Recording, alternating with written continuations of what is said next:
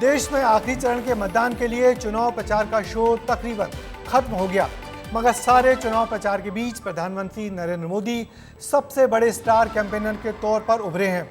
मोदी ने 7 दौर के चुनाव में केरल से लेकर कटक तक पूरे देश भर में प्रचार कर तकरीबन 200 रैलियां और कई सारे रोड शो कर बीजेपी के चुनाव प्रचार को नई ऊंचाइयां दी। आज भी मोदी पंजाब और ओडिशा में चुनाव प्रचार समाप्त कर शाम को कन्याकुमारी पहुंचकर सबसे पहले भगवती अम्मन मंदिर पहुंचे, जहां उन्होंने मां भगवती की पूजा अर्चना कर अपने लंबे चुनाव प्रचार अभियान की पूर्णाहुति की। देखिए मोदी के प्रचार कैंपेन के रंगों से सजी ये खास रिपोर्ट। अंजाम तक पहुंचा चुनाव। दशकों बाद ऐसा समय आया है, पूर्ण बहुमत वाली केंद्र सरकार हैट्रिक लगाने जा रही है। प्रधानमंत्री का आखिरी चुनावी प्रचार। 2024 के चुनाव प्रचार की मेरी ये अंतिम सभा है। पीएम ने दिया धुआंधार कैंपेन को अंजाम। मैं देश भर में जाकर के आया हूं। जनता जनार्दन ने तीसरी बार मोदी सरकार बनाना पक्का कर लिया है। हम साथ चले तो जीतेंगे। मैं कहता हूं, जीत है गति की, जीत है नीति की, अंतिम पंक्ति की, जीत प्रकृति की, जीत है ज्योत की, विरासतों के प्रीति की, कर्म के धर्म की, जीत है ये देश की कि नए युग के प्रवेश की, ये जीत है भारत की, ये जीत है जनता जनार्दन की। घड़ी में जैसे ही 6 बजे वैसे ही चुनाव प्रचार थम गया। प्रधानमंत्री ने इससे पहले जनता को संदेश दिया। दरअसल प्रधानमंत्री वाराणसी से तीसरी बार चुनावी मैदान में है, लिहाजा चुनाव प्रचार का आखिरी संदेश भी काशी वासियों के ही नाम रहा। लेकिन खास बात जो रही वो थी उनकी भाषा। उन्होंने बनारसी अंदाज में ही काशी वासियों को अपना संदेश सुनाया। अब काशी के विकास के नई ऊंचाई देवे का अवसर हो, ये तभी हो पाई जब काशी के लोग 1 जून के ज्यादा से ज्यादा मतदान करियन। काशी भक्ति, शक्ति और विरक्ति का नगरी हो।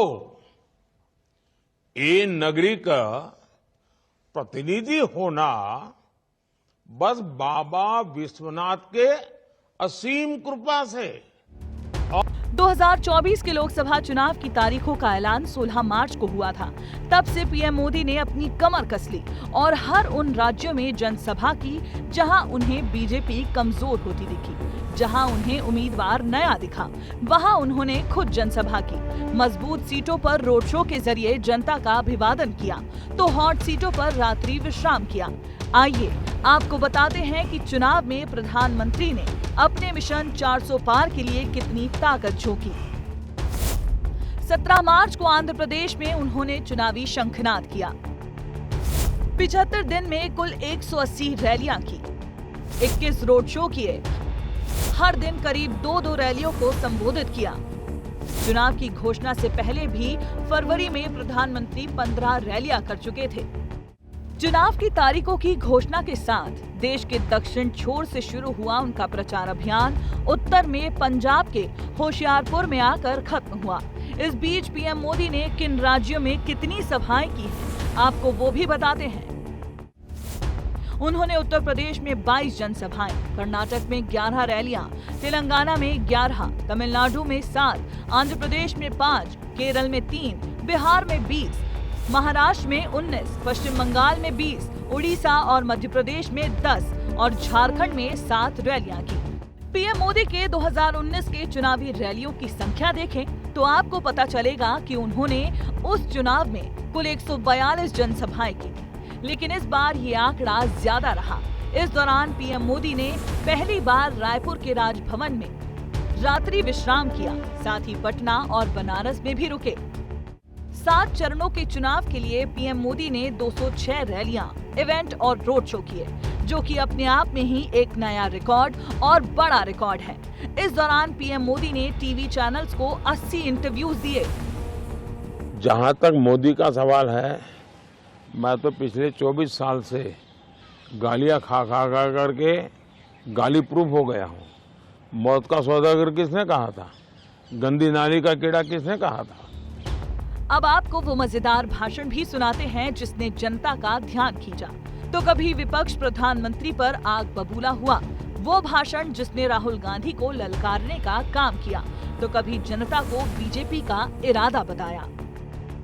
इंडिया अलायंस को अपने वोट बैंक की गुलामी करनी है तो करे, उनको वहां जाके मुजरा करना है तो भी करें। भाइयों बहनों, ये अर्बन नक्सल की सोच, मेरी माताओं बहनों, ये आपका मंगलसूत्र भी बचने नहीं देंगे। चाहे वो लखनऊ वाले शहजादे हो या दिल्ली वाले, ये शहजादे गर्मी की छुट्टियों पर विदेश निकल जाएंगे खटाखट खटाखट। चुनाव में ये अंबानी अडानी से कितना माल उठाया है, काले धन के कितने बोरे भर करके रुपये मारे हैं, क्या टेम्पो भर करके नोटे।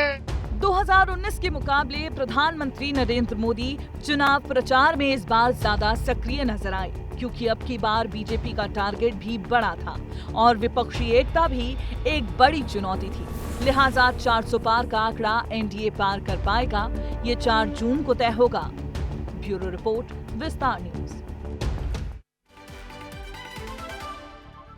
ने 1.5 महीने तक तूफानी प्रचार किया और अब पहुंच गए हैं कन्याकुमारी, जहां वो अगले 24 घंटे तक विवेकानंद रॉक पर बने मंदिर में ध्यान और विश्राम करेंगे। हालांकि मोदी के इस ध्यान और एकांत पर सवाल उठने शुरू हो गए हैं। ममता बनर्जी ने कहा है कि इस ध्यान का प्रसारण किया गया तो उस पर आपत्ति की जाएगी, मगर मोदी और उनकी टीम ऐसे विरोध की परवाह तो कम ही करती है।